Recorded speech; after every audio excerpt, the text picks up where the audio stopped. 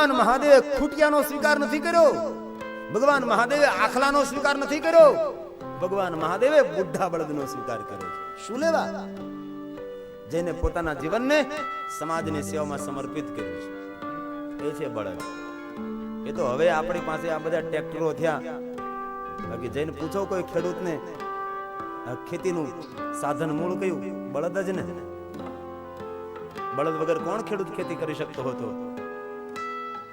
ખેડૂતને જેને પૂછો, જીવન આખું આ બળદે તમારા ખેતરમાં કામ કર્યું, અને ક્યારેક વર હારું થયું અને 10 કળશી બાજરો થતો હોય થયો ભાઈ 20 કળશી, તો ખેડૂત બળદ એમ કહ્યું કે થોડુંક મને 2 કળશી મારા માટે તરીકે ખાવા માટે ભડકું બનાવીને આપજો. કોઈ આશા નહીં, કોઈ અપેક્ષા નહીં. અને પહેલા તો સારું હતું, ભગવાનની કૃપા હતી. હવે તો ખેડૂતો પૈસાની લાલચમાં નકરો કપાસ વાવે છે. ચકલાઓ મરી ગયા, વિચાર તો કરો તમે, ચકલાઓ મરી ગયા. પહેલા આપણી ખેડૂતની રીત કેવી? ચારે બાજુ માતાજીને આણ કરે, ઝારના દાણા વાવે. ઝારના દાણા ચારે ખેતરની ચારે બાજુ ઝાર વાવે. એમાં થોડાક મઠ વાવે, થોડાક મગ વાવે, થોડા અડદ વાવે, થોડાક સીભડા, ચારો તરફ વચ્ચે મબલખ પાક આવે. ચારે બાજુ રેખા કરતા. હવે તો કોઈ શેઢો જ નથી, કોઈ વાવતું, કોઈ પેલા ઝાર. પૈસાના પ્રલોભને બેફામ કપાસો વાવાય છે. અને તમને ખબર નથી, કપાસ વાવી, કપાસના ભાવ વધારે આપી અને આપણને પાંગળા કરવાનું ષડયંત્ર છે. કપાસ અહીંથી પ્રદેશમાં જાય છે, ત્યાં સળગાવી દેવામાં આવે છે, કોઈ ઉપયોગમાં નથી આવતા. અને પૈસાના લોભથી આપણે કપાસ વાવીએ છીએ અને અનાજની તૂટ પડવા લાગી છે. જે ખેડૂત પૃથ્વીમાંથી અન્ન ઉત્પન્ન કરે ને, એ ખેડૂત માટે ભગવાને કહ્યું છે કે ખેડૂત જપ તપ સાધના 11 એકાદશી મારા મંદિરે શિવાલય દેવાલય નહીં આવે ને, તો પણ જે ખેડૂત અન્ન ઉપાર્જન કરે છે ને, અન્ન ઉગાડે ને, એ ખેડૂતને મારા આસન ઉપર બેસાડે છે. આ ખેડૂતનો મહિમા છે. ભારત દેશ ઋષિ ને કૃષિનો દેશ છે. ઋષિઓ જેમ સંસ્કાર ઉપાર્જન કરવાનું કામ કરે, તેમ ખેડૂતો અન્ન ઉપાર્જન કરવાનું કામ કરે. અને આપણે એક ગોળ નથી વાવતા. ભલે તમે કપાસ વાવો, પણ ચારો તરફ તો થોડુંક અન્ન વાવો, જેથી કરીને ચકલાઓને મળે. હમણાં જ જસદણથી કોઈ ભાઈ આવેલા, બહુ સુંદર મને વાત કરી. એક ખેડૂતોને અપીલ કરજો, અને તમે તો આસ્થા ચેનલ દ્વારા કરોડો માણસો સુધી વાત પહોંચાડી શકો છો. દરેક ખેડૂતને એક વિનંતી કરજો કે દરેક ખેડૂત ભલે આખા ખેતરમાં કપાસ વાવે, પણ એક ઓળ ઝારની વાવે, અને એ ઓળ અખંડ રહેવા દે, જેથી કરીને ચકલાઓ એ ઓળને ખાય અને તમને પૂર્ણ મળે. એ તો યજ્ઞ છે, મોટો યજ્ઞ. ખેતર એ જ ખેડૂતનો યજ્ઞ છે. પણ કપાસનું વાવેતર આવ્યું, આજુબાજુ ઝારના ચાહટિયાઓ પણ આપણે નથી વાવતા, બંધ કરી દીધું બધું. પહેલાના સમયની અંદર વચ્ચે સિંગ હોય, એમાં મકાઈ વાવે, સિંગની સાથે મકાઈ વાવે.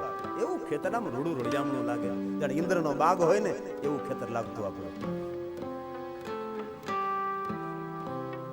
પૈસાની દોટમાં, સુખ અને સમૃદ્ધિની દોટમાં, પ્રગતિની હરોળમાં લાખો હરણાઓ મર્યા, લાખો ચકલાઓ મર્યા.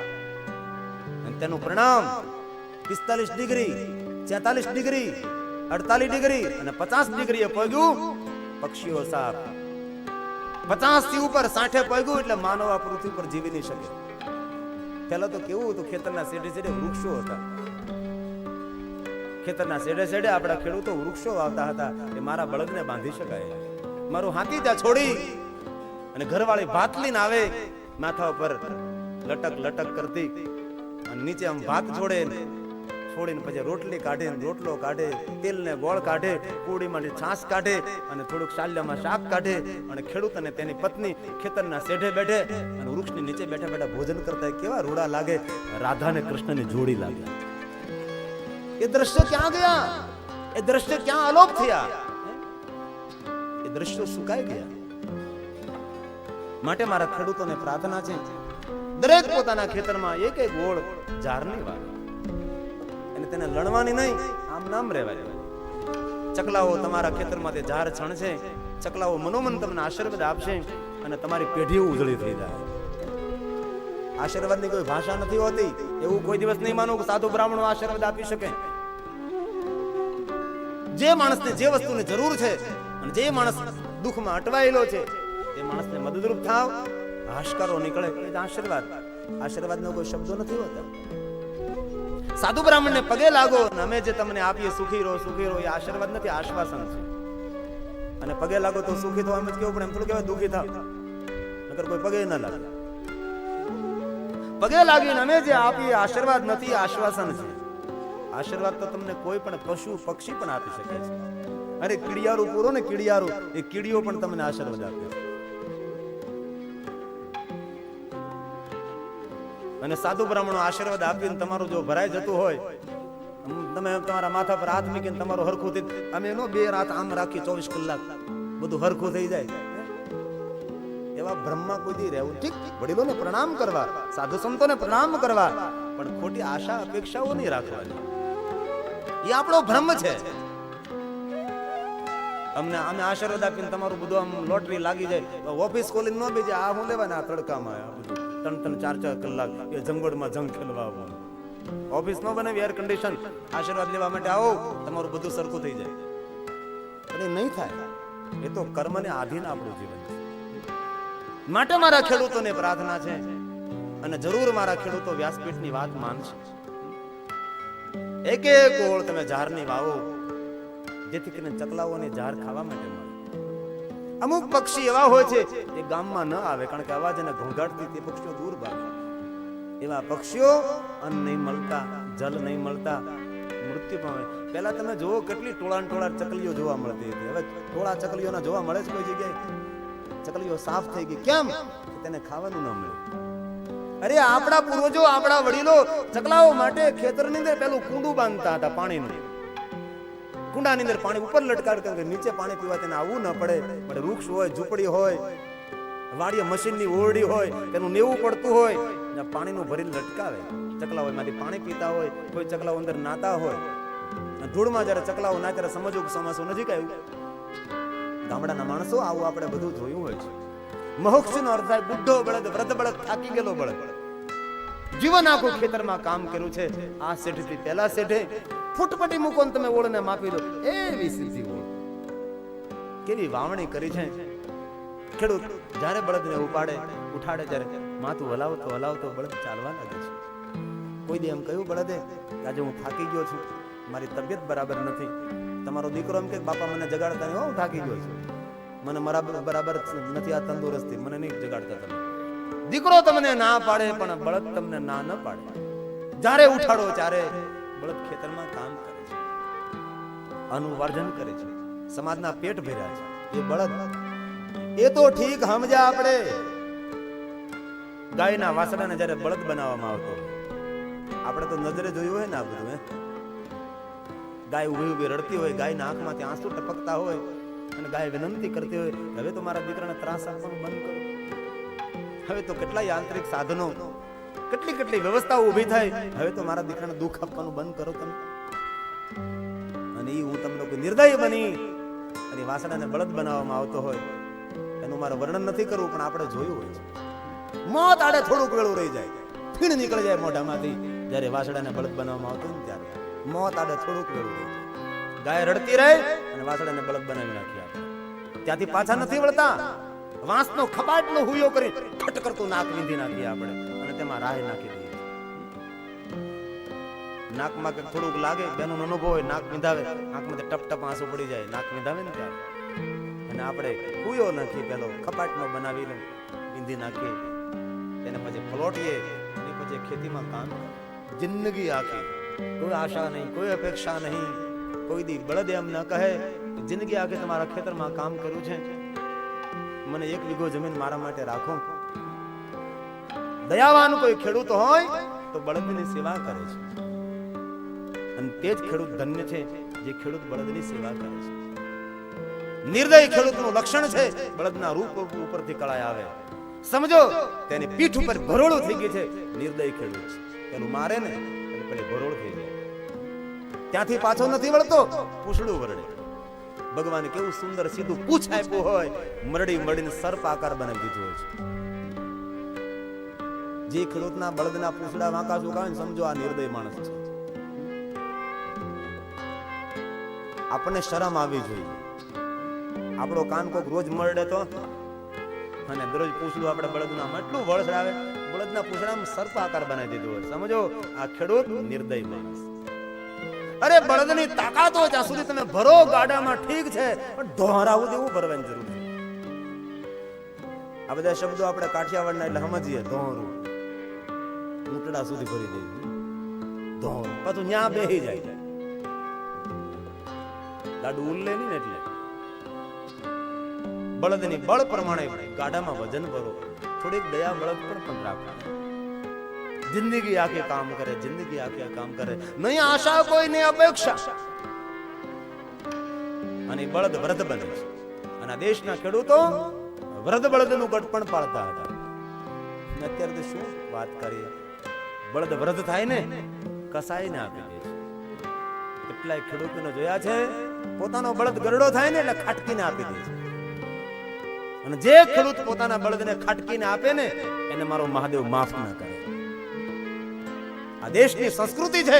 આ દેશના ખેડૂતો વૃદ્ધ બળદનું ગઢપણ પાળતા હતા અને અખૂટ રહેતા હતા. 7-8 વર્ષના દુષ્કાળ પડે ને તો મારા ખેડૂતોના ઘરમાં અન્ન નહોતા ખૂટતા. કારણ કયું? કારણ એ બળદની સેવા. પણ ક્યાં ગઈ એ બધી બળદની સેવાઓ? શું કરીએ? આ તો વૃદ્ધ બળદની સેવાની ક્યાં વાત કરો, વૃદ્ધ બાપની પણ સેવા કરવા તૈયાર નથી. બળદની વાત તો એક બાજુ રહી, વૃદ્ધ બાપની સેવા કરવા તૈયાર નથી આજના માણસ. જીવન આખું સમાજ માટે સમર્પિત કરી દીધું. ભગવાન મહાદેવે જોયું, ભગવાન મહાદેવ કે એ બળદ ધન્ય છે, તું ધન્ય છે, મેં જોયું છે. જિંદગી આખી આ ખેડૂતનું તે કામ કર્યું છે. માનવના અન્ન ભંડાર તે ભરી દીધા, માનવના પેટ ભર્યા. એ બળદ નહીં કોઈ આશા, નહીં કોઈ અપેક્ષા તે રાખી બળદ. ભગવાન મહાદેવ કહે બળદ, આ સમાજ તારી કદર કરે કે ન કરે, પણ હું જરૂર તારી કદર કરું છું. માટે હે બળદ, જા હું તને વરદાન આપું છું કે શિવાલયમાં મારી પૂજા થશે ને એ પહેલા તારી પૂજા કરવામાં આવશે. એ છે મોક્ષ, એ છે બુઢો બળદ. શિવાલયમાં જઈએ ને તો પહેલા આપણે નંદીને પગે લાગીએ. નંદી એ શું છે? નંદી એ વૃદ્ધ બળદ છે. ભગવાન મહાદેવ ખૂટિયાનો સ્વીકાર નથી કર્યો, આખલાનો નહીં, વૃદ્ધ નંદીનો સ્વીકાર કર્યો. એ નંદીની પૂજા શિવાલયમાં થાય. થાકી ગયેલો બળદ, ખેતીમાંથી નીકળી ગયેલો બળદ, તેની પૂજા આપણે કરીએ શિવાલયમાં. એ નંદી છે. પણ શું કરીએ? દુઃખની વાત છે, શિવાલયમાં જઈને પથ્થરના નંદીને પગે લાગે છે, પણ પોતાના બળદને ખાટકીને આપે છે. એને શિવાલયના નંદી પગે લાગવાનો કેવો અધિકાર છે? જે પોતાના બાપને પગે ન લાગતો હોય એને મહાદેવને પણ પગે લાગવાનો અધિકાર નથી. જે પોતાના બાપને પગે લાગે એ મહાદેવને પગે લાગવાનો અધિકારી બને. પથ્થરના નંદીને જેને પગે લાગતો હોય, પોતાના વૃદ્ધ બળદને માર મારતો હોય, વૃદ્ધ બળદને કસાઈને આપી દેતો હોય, ભગવાન શિવજીના શિવાલયની અંદર નંદીને પગે લાગવાનો તેનો જ અધિકાર છે જે ગાય માતાની સેવા કરે છે. એ ગાયની સેવા નથી કરતો ને તેને નંદીને પગે લાગવાનો અધિકાર નથી. નંદી એમ કહે તું મને પગે લાગે, મારી મા તો ભૂખી છે. ગાય માતાનો મહિમા છે અને ગાય માતા મહાન છે ને માટે તેનું સંતાન આ સમાજની સેવામાં સમર્પિત થયું છે. આપણા શાસ્ત્રોમાં કહ્યું કે જેને આંગણે ગાય હોય ને એમના આંગણે તીર્થો નિવાસ કરે છે. જેમના આંગણે એક ગાય હોય છે એની ગયેલી પેઢીઓ અને આવતી પેઢીઓ ગૌલોકને વૈકુંઠ લોકને પ્રાપ્ત થાય છે. જેના આંગણે એક ગાય હોય છે. અને શું કરીએ, આજના માણસને ભેંસનું દૂધ ભાવે, ભેંસનું દૂધ ખાય ખાય. એ તમે કહો છો, હું નથી કહેતો. પાડા જેવા થાય, હું નથી બોલ્યો, તમે બોલ્યા. ગાય માતાનો મહિમા છે. જેના આંગણે એક ગાય હોય ને એમનું આંગણું તીર્થ કહ્યું છે. માટે આ ગામની અંદર મારા ખેડૂતોને વિનંતી છે કે જો તમારા આંગણે ગાય હોય તો તમારા આંગણાને અમારી શિવપીઠ લાખ લાખ પ્રણામ કરે છે. જો તમારા આંગણે જો એક ગાય હોય તો સમજો તમારું આંગણું ગૌલોક સમાન છે. ભલે વધારે નહીં પણ એક તો ગાય આપણે હાંચવી શકીએ ને. આપણે 5 ભેહોને રાખી શકીએ છીએ, એક ગાયને કેમ ન રાખી શકીએ? અને શંકર ભગવાનને દૂધ ગાયનું ચડે, ભેંસનું નહીં. મહાદેવને દૂધાભિષેક, ગાયના દૂધનો અભિષેક થાય છે. ભેંસના દૂધનો નહીં.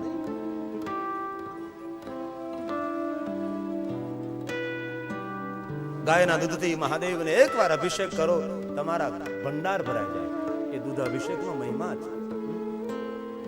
પણ શું કરીએ, દુઃખની વાત તો એ છે, નથી કોઈ ગાયના દૂધથી અભિષેક કરતું, ભેંસના દૂધથી અભિષેક કરે છે. અરે ભેંસનું ગાયનું દૂધ પણ ખોવાઈ ગયું અત્યારે તો પ્લાસ્ટિકની કોથળીના દૂધનો અભિષેક કરે. પ્લાસ્ટિકની કોથળીમાં જે દૂધ હોય ને એનાથી અભિષેક મહાદેવના ન થાય.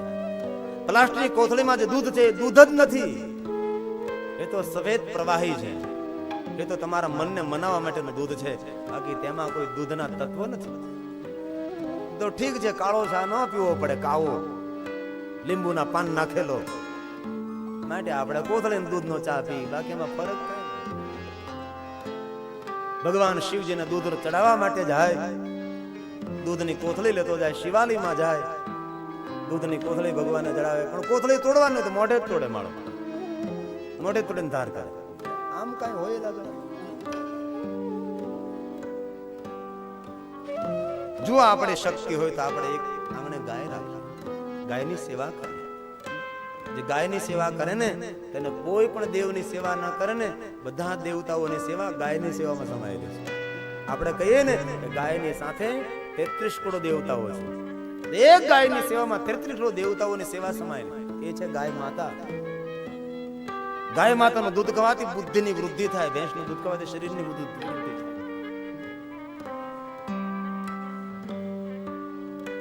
માટે જો વ્યવસ્થા હોય તો આંગણે ગાય જરૂર રાખો. અને આજકાલ ભાઈઓ બહેનો ગ્રામજનો તો ઠીક છે, શહેરીજનો ખાવાની વસ્તુ પ્લાસ્ટિકની કોથળીમાં ભરી ભરી અને બજારમાં ફેંકે. ગાયો બધી પ્લાસ્ટિકની કોથળીઓ ખાઈ ખાઈને કેટલી મરે છે, બેફામ ગાયો મરે છે. આપણે કોઈ ખાવાની વસ્તુ પ્લાસ્ટિકની કોથળીમાં ભરીને ફેંકી તો પ્લાસ્ટિકની કોથળી ખોલતા ગાયને નથી આવડતું. ગાય ભૂખી હોય, પ્લાસ્ટિકની કોથળી સાથે બધું ખાઈ જાય છે. અને પ્લાસ્ટિકની કોથળીઓ ખાઈ ખાઈ અને કેટલી ગાયોના મૃત્યુ થાય છે. માટે મારા ભાઈઓ બહેનોને પ્રાર્થના છે, કોઈ પણ ખાવાની વસ્તુ, શાકભાજીના ટુકડા હોય, કેળાની છાલ હોય, ઘરની અંદર વાસી રોટલી હોય કે વાસી પદાર્થો હોય, બિસ્કિટ હોય કે પાઉં હોય કે કોઈ પણ વસ્તુ હોય, નાખી દેવાની વસ્તુ ખાવાની હોય, એ પ્લાસ્ટિકની કોથળીમાં ભરીને કોઈ ફેંકી દેવી.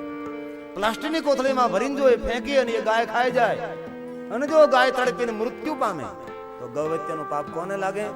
જેને પ્લાસ્ટિકની કોથળી ફેંકી તેને ગૌહત્યાનું પાપ લાગે છે. માટે આપણે પણ સાવધાન રહીએ. અને પ્લાસ્ટિક એ પર્યાવરણને બહુ નુકસાન કરે છે. પ્લાસ્ટિકની વસ્તુનો ઉપયોગ કરવાનો ઓછું કરો. પ્લાસ્ટિક એ પર્યાવરણ માટે ખતરો છે. આજે પ્રદેશમાં કેટલા લોકો સાવધાન બની ગયા છે. પ્લાસ્ટિકની કોથળી કોઈ રોડ ઉપર ફેંકે ને તેને દંડ થાય.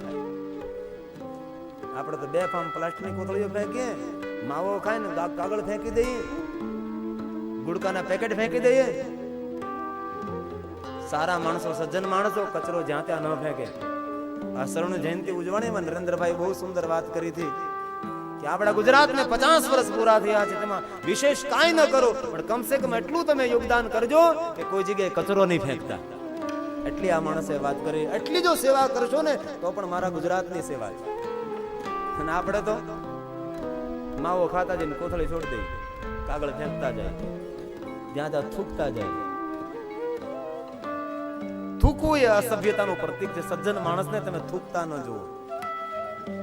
અને આપણે તો હાલતા જઈને પિચકારી મારતા જાય. એકવાર માણસ થૂકે ને, એક દિવસની આયુષ્ય તેના જીવનમાંથી ઓછી થઈ જાય છે. થૂકવાથી લાળ ગ્રંથિનો વ્યય થાય અને મુખમાં લાળ ગ્રંથિ આવતી બંધ થઈ જાય ને તો માણસનું તત્કાલ મૃત્યુ થાય. બીમાર પડીએ ને ડોક્ટર પાસે, ડોક્ટર શું કહે? મુખ ખોલો. દાંત નથી ગણવા, તું બોખો છે, દાંત વાળો છે, પણ તારા મુખમાં લાળ ગ્રંથિ આવે છે, એને જોવું છે. અને કિંમતીમાં કિંમતી લાળ એ બધી થૂકી થૂકીને આપણે ફેંકી દઈએ છે. ખારા રે દરિયામાં મીઠી એક વીરડી. એ કઈ વીરડી? દરિયામાં કોઈ કૂવો નથી ગાળ્યો આપણા માટે. ખારો રે દરિયો, આખું શરીર ખારું છે. રુધિર ખારું, પસીનો ખારો, હે બધી જ વસ્તુ ખારી શરીરની અંદર. લાળ ગ્રંથિ મીઠી હોય છે, હોય કે નહીં મીઠી? રુધિર ખારું હોય, પસીનો ખારો હોય, લાળ ગ્રંથિ મીઠી, એને અમૃત કહ્યું છે, અધરામૃત. મુખની અંદર જે લાળ છે ને અમૃત છે, અને મુખમાં જો લાળ આવતી બંધ થઈ જાય ને તો માણસને ભયંકર રોગ થાય છે. અને કિંમતીમાં કિંમતી અમૃત એ માવો ખાઈ ખાઈને થૂકી નાખે છે. અને આજના યુવાને પોતાની યુવાનીને થૂકી નાખી, થૂકી થૂકીને ખૂણા ભરી દીધા. પ્લાસ્ટિક ગાયો ખાય, મૃત્યુ થાય, અને અનેક ગાયોના મૃત્યુ થાય. મેં તો મારી નજરે જોયું છે. ભાવનગરની મારી બાજુમાં ગામ છે ચિત્રા, તે મારા પટેલના યુવાનો બધા ગૌશાળા ચલાવે. એક્સિડન્ટ અકસ્માતથી એલી બીમાર ગાયોની સેવા કરે. આવતા વર્ષે મેં ગૌશાળાની કથા પણ એક આપી છે. અને એ ગૌશાળાની મુલાકાતે હું ગયો હતો. અને જ્યારે જે ગાયના પેટનું ઓપરેશન થતું હતું, અને ગાયના પેટમાંથી 45 કિલો પ્લાસ્ટિકની કોથળીઓ કાઢી હતી.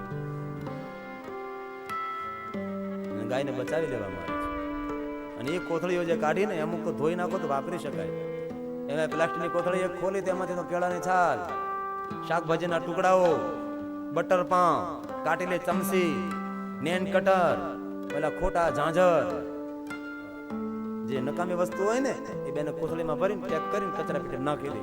એ ગાયો ખાઈ જાય. માટે આપણે તો ગામડાના માણસો, આપણે તો સમજદાર માણસો છીએ.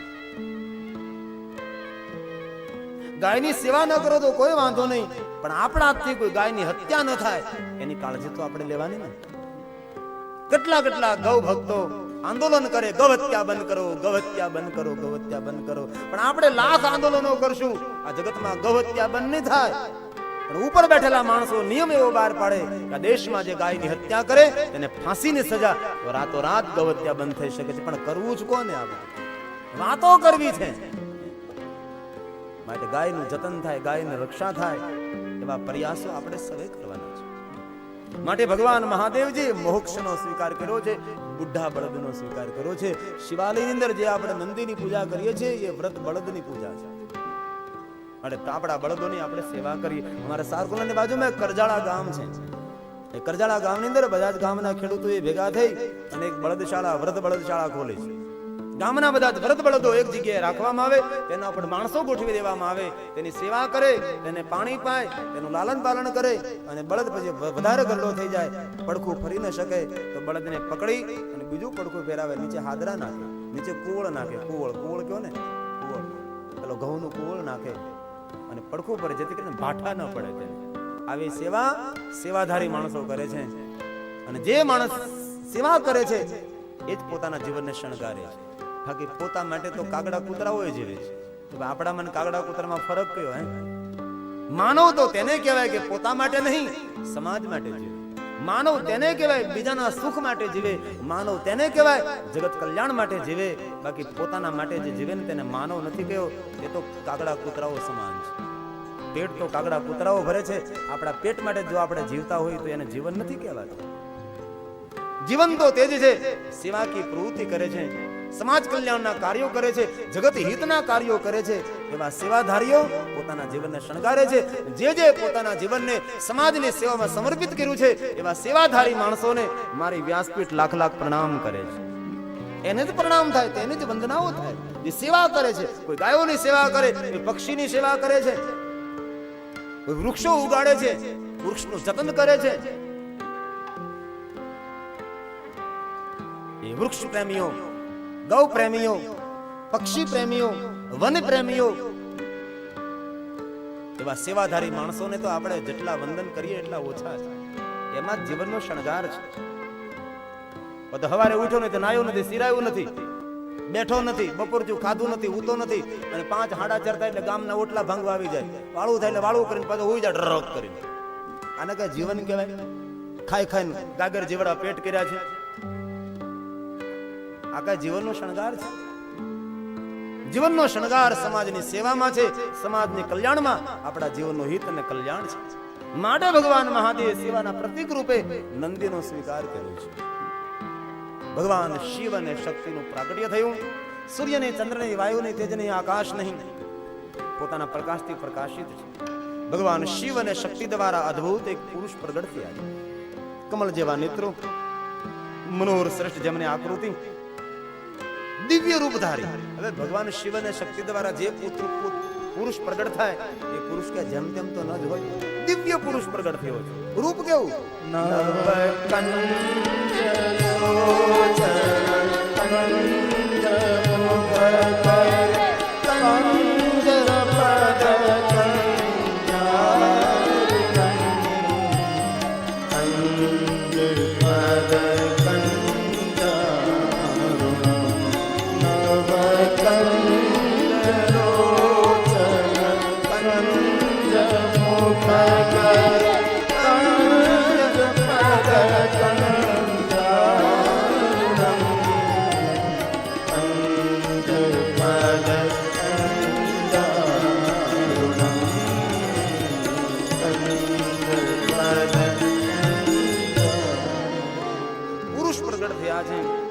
આપ કોણ છો? હું કોણ છું?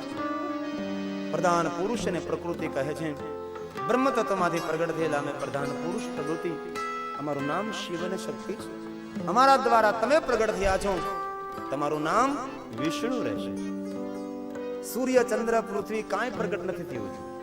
ત્યારે પ્રધાન પુરુષ, પ્રધાન પ્રકૃતિ, શિવ અને શક્તિ દ્વારા ભગવાન વિષ્ણુનું પ્રાગટ્ય થાય.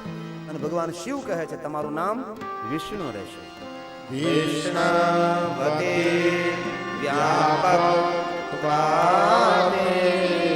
વ્યાપક હોવાને નાતે તમારું નામ વિષ્ણુ રહેશે. અને આ નામ તમારું આવતા સમયમાં મોટી ખ્યાતિને પ્રાપ્ત કરશે. હજી સૂર્ય નથી પ્રગટ થયો, ચંદ્ર નથી, પૃથ્વી નથી, કોઈ તત્વ નથી. એ સમયે આ બ્રહ્માંડની અંદર શિવ અને શક્તિ દ્વારા વિષ્ણુ અને ભગવાન શિવજીએ નામ કહ્યું વિષ્ણવતી વ્યાપકતમાતે. આ નામ ખ્યાતમ ભવિષ્યતિ. આવતા સમયની અંદર આ નામ તમારું મોટી ખ્યાતિને પ્રાપ્ત કરશે. અત્યારે વિષ્ણુનો કોણ નથી ઓળખતું? ત્રિભુવનનો માલિક છે વિષ્ણુ. નામ ખ્યાતમ ભવિષ્યતિ. ભગવાન શિવજીએ પ્રથમ કહ્યું આ વિષ્ણુ તમારું નામ સમગ્ર વિશ્વમાં મોટી ખ્યાતિને પ્રાપ્ત થશે. અને આવતા સમયમાં બહુન્યનાની નામાની, અનેક નામોથી તમે પ્રસિદ્ધ થશો. અને તમારા બધા જ નામો ભક્ત સંખકારિણી. તમારા બધા જ નામો એ ભક્તોના સુખનું કારણ બનશે. તો અત્યારે વિષ્ણુના કેટલા નામ છે?